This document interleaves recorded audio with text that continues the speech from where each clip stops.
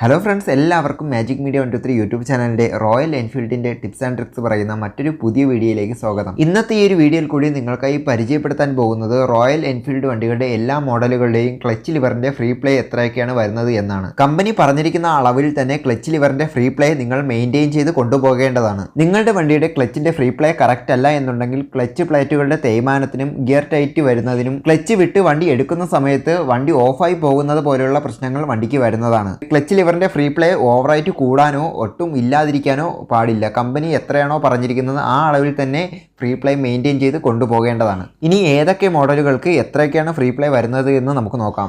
650 cc ആദ്യം ഇറങ്ങിയ മോഡലുകൾക്ക് handle bar ലെഫ്റ്റിലേക്ക് തിരിക്കുന്ന സമയത്ത് 2.5 mm ഹാൻഡിൽ ബാർ സ്ട്രെയിറ്റ് വെച്ചിരിക്കുന്ന സമയത്ത് 2.5 മുതൽ 5 mm വരെയാണ് ഫ്രീ പ്ലേ സെറ്റ് ചെയ്യേണ്ടത്. J1 സീരീസ് വണ്ടികൾക്ക് ഹാൻഡിൽ ബാർ ലെഫ്റ്റിലേക്ക് തിരിക്കുന്ന സമയത്ത് 10 മുതൽ 12 mm വരെയും ഹാൻഡിൽ ബാർ സ്ട്രെയിറ്റ് വെച്ചിരിക്കുന്ന സമയത്ത് 10 മുതൽ 16 mm വരെയാണ് ഫ്രീ പ്ലേ വേണ്ടത്. നമ്മുടെ UCE മോഡൽ വണ്ടികൾക്കും ഹിമാലയൻ മോഡൽ വണ്ടികൾക്കും ഹാൻഡിൽ ബാർ സ്ട്രെയിറ്റ് വെച്ചിരിക്കുന്ന സമയത്ത് ഫ്രീ പ്ലേ വേണ്ടത് 3 മുതൽ 4 mm വരെയാണ്. 650 cc new model and Super Meteor വണ്ടികൾക്ക് ഹാൻഡിൽ ബാർ ലെഫ്റ്റിലേക്ക് വെച്ചിരിക്കുന്ന സമയത്ത് 10 മുതൽ 12 mm വരെയും ഹാൻഡിൽ ബാർ സ്ട്രെയിറ്റ് വെച്ചിരിക്കുന്ന സമയത്ത് 10 മുതൽ 16 mm വരെയാണ് ഫ്രീ പ്ലേ വേണ്ടത്. അപ്പോൾ നിങ്ങളുടെ വണ്ടി ഏത് മോഡലാണോ അതിന് ഈ പറഞ്ഞിരിക്കുന്ന രീതിയിലുള്ള കൃത്യമായിട്ടുള്ള ഫ്രീ പ്ലേ മെയിൻറ്റെയിൻ ചെയ്ത് കൊണ്ടുപോകേണ്ടതാണ്. അപ്പോൾ ഇന്നത്തെ ഈ ഒരു വീഡിയോ നിങ്ങൾക്ക് ഏതെങ്കിലും തരത്തിൽ ഉപകാരപ്പെട്ടുവെങ്കിൽ വീഡിയോ ലൈക്ക് ചെയ്യാനും കമൻറ്റ് ചെയ്യാനും ഷെയർ ചെയ്യാനും മറക്കരുത്. നിങ്ങൾ ആദ്യമായിട്ടാണ് ഈ ഒരു ചാനൽ കാണുന്നതെങ്കിൽ ചാനൽ സബ്സ്ക്രൈബ് ചെയ്യാനും തൊട്ടടുത്തുള്ള ആ ഒരു ബെല്ലൈക്കൺ കൂടി ക്ലിക്ക് ചെയ്യാനും മറക്കരുത്.